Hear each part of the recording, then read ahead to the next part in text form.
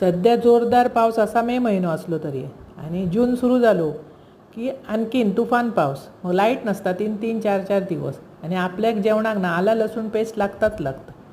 मग त्याच्यासाठी साधी आणि सोपी पद्धत.